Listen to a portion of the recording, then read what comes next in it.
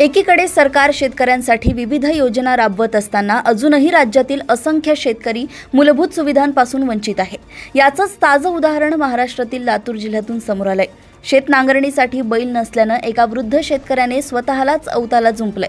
त्याचा video social मीडियावर तुफान व्हायरल झालाय। शेतकरी दाम्पत्याचं हे कष्ट पाहून अखेर अभिनेता सोनू सूदने मदतीचा हात पुढे केलाय। तुम्ही नंबर पाठवा, मी बैल पाठवतो असं ट्विट त्यानं केलंय। तर लातूर तालुक्याचे कृषी अधिकारी सचिन बावगे यांनी संबंधित शेतकऱ्याविषयीची माहिती दिली आहे। त्याचं नाव अंबादास पवार असून त्यांची 4 बिघा जमीन आहे। ही जमीन सिंचनासाठी पावसावर अवलंबून आहे। आमच्या अधिकाऱ्यांच्या पथकाने भेट दिली आणि त्यांना तिथे शेतीसाठी आवश्यक उपकरणांची कमतरता आढळली, म्हणून आम्ही त्यांना कृषी विभागात अनुदानित दरात उपलब्ध असलेल्या सर्व उपकरणांबाबत सांगितलंय असं ते म्हणाले आहेत।